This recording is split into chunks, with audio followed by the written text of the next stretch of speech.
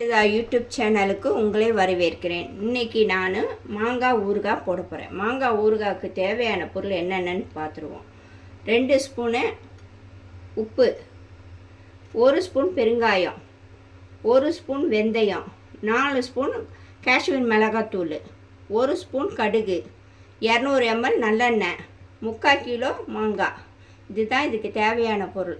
எப்படி செய்யலான்றதை பார்க்கலாம் வாங்க. 3/4 கிலோ மாங்காய் எடுத்திருக்கேன். இந்த மாதிரி பீஸை நீங்கள் கட் பண்ணி வச்சுக்கோங்க. இந்த மாதிரி பீஸெல்லாம் கட் பண்ணி வச்சுக்கிட்டிங்கன்னா ஊறுகாய்க்கு ரொம்ப நல்லாயிருக்கும். ஊறுகாய் 1 வருஷம் வரைக்கும் கிடையாது. தண்ணி போடாமல் மாங்காவை நல்லா கழுவிட்டு துணியை வச்சு நல்லா துடைச்சிட்டு ஃபேனில் ஆற விட்டுட்டு அதுக்கப்புறம் கட் பண்ணிவிட்டு நீங்கள் நான் பண்ணுற பொருளெல்லாம் போட்டு பண்ணிங்கன்னா 1 வருஷம் வரலாம் ஊறுகாய் கெடாமல் இருக்கும். எப்படி பண்ணலான்றதை காட்டுறேன் வாங்க. 1 ஸ்பூன் வெந்தயம். அடுப்பை சிம்மிலே வச்சுடுங்க, ஹையில் வைக்காதீங்க. சிகப்பாக வரணும். அடுப்பை சிம்மிலே வச்சுக்கணும். வறுக்க வாசம் செம்மையாக வரும்.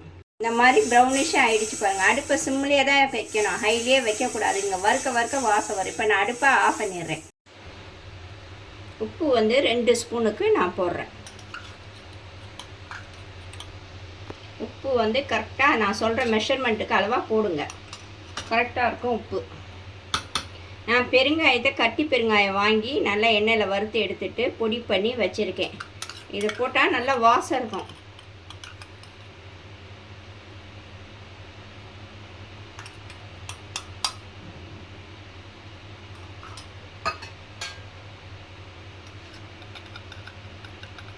வெந்தயம் 1 ஸ்பூன் சொன்னேன் பாருங்கள். வெந்தயம் அதிகமாக போடக்கூடாது. அதிகமாக போட்டால் கசப்பு வந்துடும் மாங்காயில். நான் சொன்ன அளவு பிரகாரம் கரெக்டாக போடுங்க.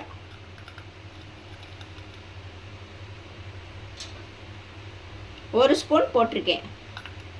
2 ஸ்பூன் உப்பு, 1 ஸ்பூன் பெருங்காயம், 1 ஸ்பூன் வெந்தய பவுடர் இதையும் போட்டிருக்கேன். அடுத்தது என்ன செய்யலான்றதை காட்டுறேன் பாருங்கள். இப்போ நான் கடுகு 1 ஸ்பூன் உள்ளே போட்டுறேன். கடுகு போட்டிருக்கேன். அடுப்பில் சிம்மில் தான் வச்சுருக்கேன். அது பொரிஞ்சு வரணும்.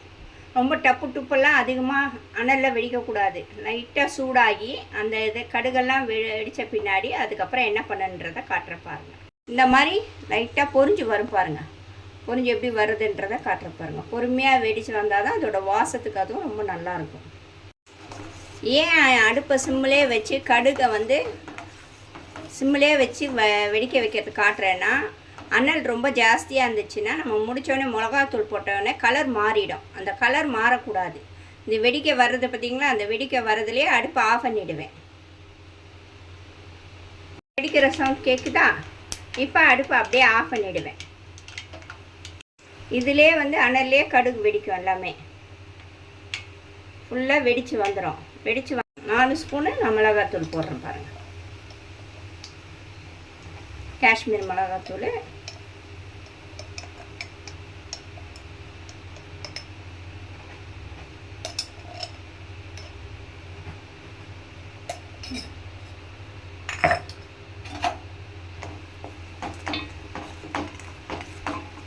இப்போ இதை எடுத்து அப்படியே ஊற்றிடுவேன். இப்போ நான் கொதிக்க ஊற்றுறேன் பாருங்கள்.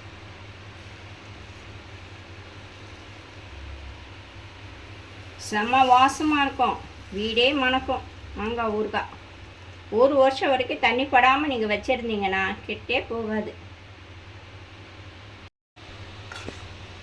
எண்ணெய் அதிகமாக இருக்கணும். அப்போ தான் அது ஊற செம்ம டேஸ்ட்டாக இருக்கும். 3/4 கிலோவுக்கு நான் சொன்ன அளவு பிரகாரம் நீங்கள் பண்ணிங்கன்னா 1 வருஷம் வரலும் கெட்டே போகாது. அப்படியே நல்லா டேஸ்ட் ஊற செம்ம டேஸ்ட்டாக இருக்கும். வாசமும் நல்லா இதாக இருக்கும். பண்ணி சாப்பிட்டு பார்த்துட்டு எப்படி இருக்குன்றத சொல்லுங்கள். தண்ணியே படாமல் வச்சுருந்தீங்கன்னா வெளியவே 1 வருஷம் வரலாம் அப்படியே இருக்கும். உங்களுக்கு அப்படி 1 வாரம் சென்று கூட வெயிலில் காய வச்சுட்டு கூட எடுத்து வச்சுக்கலாம். தண்ணி ஒண்டி படாமல் பார்த்துக்கணும். 1 வருஷம் வரைக்கும் கெட்டு போகாது. 2 நாளைக்கு அப்புறம் ஊற வச்சு கொஞ்ச நேரம் 2 நாளைக்கு அப்புறம் தொடாதீங்க. எடுத்து வச்சுட்டு அதுக்கப்புறம் யூஸ் பண்ணிக்கோங்க. மாதத்துக்கு 1 நாள் வெயிலில் வச்சு எடுத்து வச்சுக்கோங்க. ரொம்ப நல்லாயிருக்கும் உங்களுக்கு. இதை கண்ணாடி பாட்டிலில் போட்டு வச்சிட்டிங்கன்னா அது வாருக்கு நாள் பட வெளியவே இருக்கும். நீங்கள் ஃப்ரிட்ஜில் வைக்கணும்னு அவசியம் கூட கிடையாது. இந்த ஊறுகாய் பிடிச்சிருந்தா லைக் பண்ணுங்கள், ஷேர் பண்ணுங்கள், கமெண்ட் பண்ணுங்கள், பெல் பட்டனை தட்டுங்க, சப்ஸ்கிரைப் பண்ணுங்கள். எனக்கு எப்படி இருக்குன்றதை கமெண்ட்டில் சொல்லுங்கள். ஓகே, தேங்க்யூ, பாய்.